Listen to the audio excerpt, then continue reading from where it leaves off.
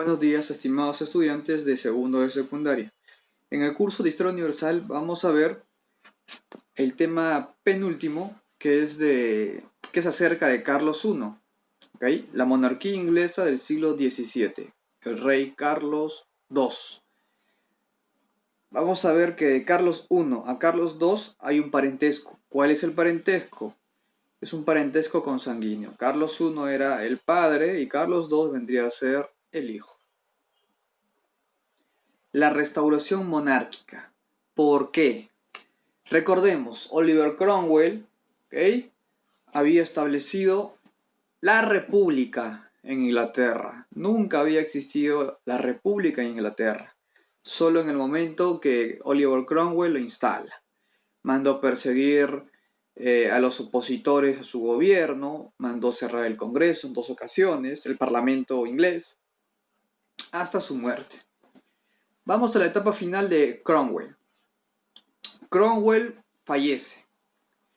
Después de 2 años que fallece Cromwell, el hijo de Carlos I, no olvidemos que Carlos I fue asesinado, ¿okay?, por orden del Parlamento y por Cromwell también.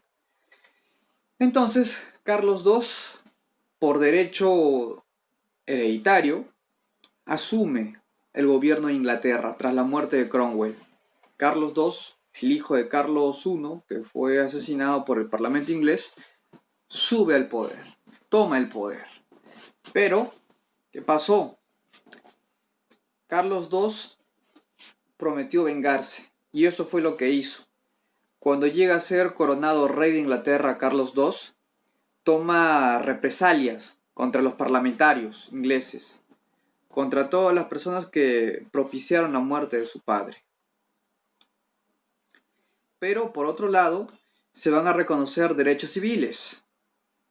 Por otro lado, Carlos II va a aprobar el famoso habeas corpus. ¿Qué es el habeas corpus? Significa, en pocas palabras, si una persona común, de a pie, cualquier persona, es detenida, es arrestada, tiene que ser llevado a la brevedad ante un juez y que el juez decida si dejarlo libre o enjuiciarlo. ¿Ok? Pero no se puede detener a una persona sin ninguna justificación, sin ninguna orden, porque eso está prohibido. Y el habeas corpus te sirve para eso. Solo sirvió en el siglo XVII, no. El habeas corpus sigue sirviendo. Hoy en día se utiliza el habeas corpus. El objetivo es el mismo. ¿Qué más hizo Carlos II? Para poder reforzar sus defensas a nivel marítimo, manda a construir barcos para proteger la isla, ¿okay?, para proteger Inglaterra de cualquier amenaza externa. Pero ahora aparece algo nuevo en Inglaterra. Aparecen tendencias políticas. Específicamente aparecen 2. Los Whigs y los Tories. Los Whigs, ¿quiénes son los Whigs? Para los Whigs, el Parlamento debe controlar, debe tener mayor poder o contrapeso. ¿Contra quién? Contra el rey, para los Whigs. Por eso los Whigs estaban de acuerdo que el rey no debería tener poder total y el Parlamento se tendría que encargar de eso, de regular, de controlar, de evitar que exceda su poder el rey. Mientras que los Tories estaban a favor de que el rey tenga poder absoluto, de que el Parlamento no esté por encima de él, sino por debajo de él. Más adelante, luego de estas 2 tendencias, los Whigs y los Tories, van a aparecer otro tipo de partidos, que es algo parecido, pero cambia el nombre. Partido Liberal y el Partido Conservador. ¿Ok? Listo. Sigamos. Ya hemos visto acerca del habeas corpus, para qué sirve. ¿Y se puede utilizar hoy en día? Claro que sí. Si te detienen en la calle sin ninguna justificación, sin ningún documento, fácilmente puedes aplicar un habeas corpus y te tienen que liberar en el plazo de 24 horas.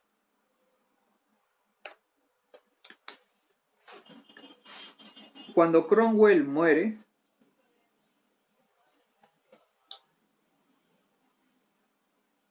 van a aprovechar, bueno, un general en especial, el general Monk, va a aprovechar la muerte de Cromwell para traer a la vida al Parlamento inglés. No olvidemos que con Oliver Cromwell y la República, el Parlamento inglés fue desactivado.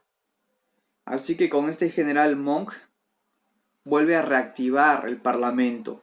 Y no solo el Parlamento, vuelve a reactivar a la monarquía. Y es en este contexto que Carlos II llega al poder. ¿Ok? El fin de la Revolución Puritana había acabado. ¿Y qué pasa con la Iglesia Católica, que también fue controlada por Cromwell? También se restableció la religión anglicana. También. El rey hizo algo importante, el rey Carlos II. Permitió que si tú profesabas otra religión no había ningún problema, podías hacerlo. Lo que se llama la tolerancia religiosa o libertad de credo. Podías profesar la religión que más te guste. ¿Qué hace Carlos II? Crea un organismo fuera de lo común, llamada la Cámara Estrellada. ¿Qué cosa es la Cámara Estrellada? Es un organismo judicial, ¿ok?, que actúa como una especie de consejero del rey. Esta Cámara Estrellada va a impartir justicia y a la vez va a aconsejar al rey Carlos II. ¿Qué pasa? Carlos II era católico, pero a pesar que era católico, no abolió, no prohibió el anglicanismo o el luteranismo o el calvinismo, no prohibió eso. Por eso permitió la libertad religiosa, libertad de credo. Por otro lado, la situación en Inglaterra no era tampoco ideal o perfecta. Siempre habían bandos peleándose. Por un lado tenemos a los Estuardo, ¿ok? A los Estuardo. Los Estuardos eran católicos y defendían el catolicismo. ¿Y por qué los Estuardos estaban en contra de otra religión? ¿Por qué? Porque otras religiones propiciaban el individualismo, hacer dinero. Y eso no le convenía a los Estuardo, porque si los Estuardos no defendían al catolicismo, el capitalismo burgués, que cada vez iba en aumento en Inglaterra, iba a desviarse e iba a tener mucha influencia, mucho poder. No iban a poder controlarlos. ¿Qué pasa ahora? El Parlamento ahora era una especie de fusión, era un parlamento anglicano puritano. Ellos se van a enfrentar al rey Carlos II, a la monarquía. Como había libertad de credo, los anglicanos y los puritanos se unen. ¿Contra quién? Contra el rey. El parlamento inglés, conformado por anglicanos y conformado por puritanos, ¿okay?, que son calvinistas ingleses, crean el Test Act. ¿Okay? Crean el Test Act. ¿Qué significa? Que para poder desempeñar cualquier cargo público tenías que ser anglicano. En pocas palabras, si tú querías, por ejemplo, si tú eras creyente de la religión o de la iglesia anglicana y querías trabajar en un puesto público,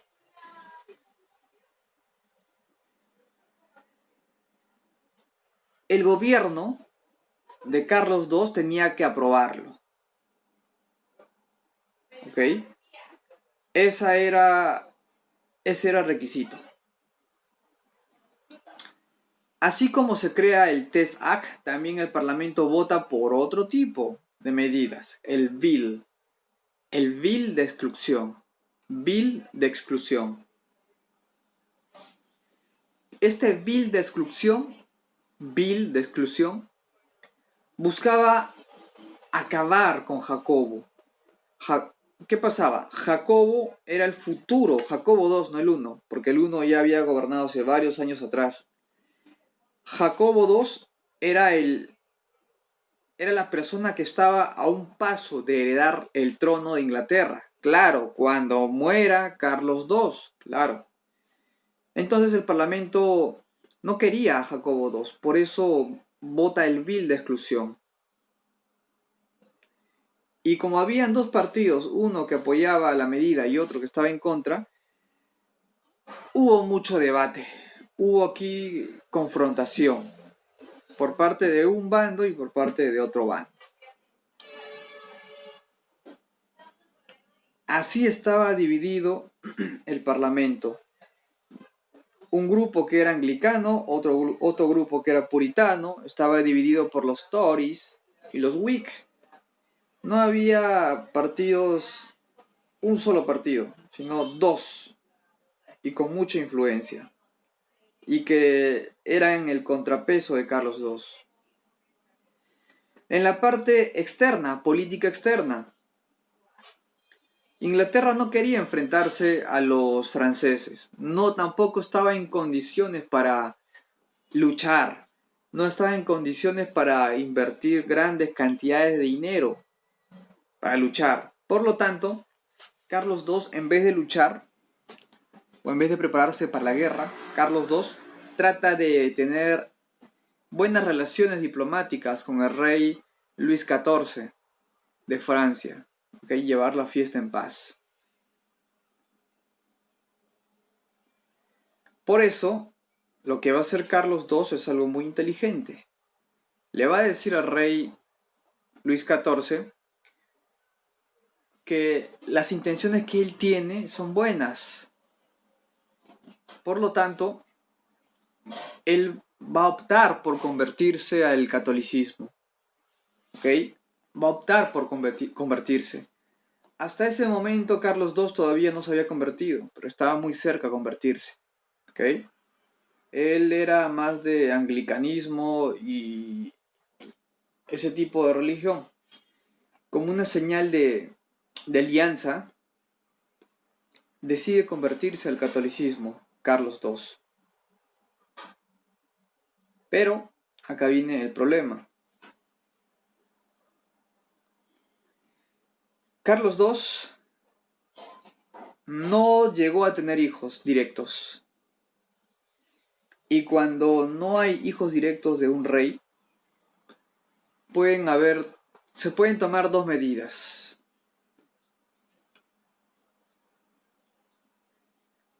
Dejar que las familias más importantes y el mismo parlamento entre todos lleguen a un consenso y elijan al futuro rey. Ese es uno, que es muy complicado porque al final la familia del rey, claro, fuera de los hijos porque no tuvo hijos, y el parlamento tendrían que llegar a un acuerdo, pero al final es muy complicado.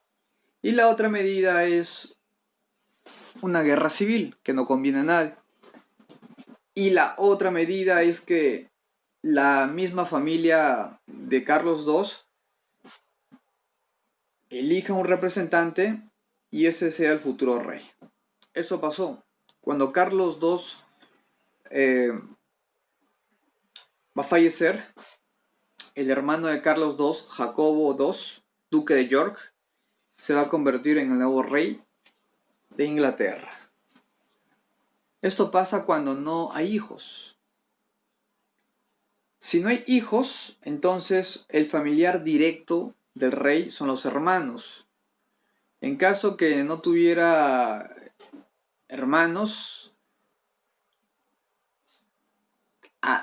solo en ese caso sí tendría que convocarse a una especie de consenso. Pero en el caso de Carlos II, sí tenía hermano. Su hermano, Jacobo, va a ser el futuro rey de Inglaterra. Muy bien, el siguiente rey lo vamos a ver en la próxima clase. Nos vemos, cuídense, chao.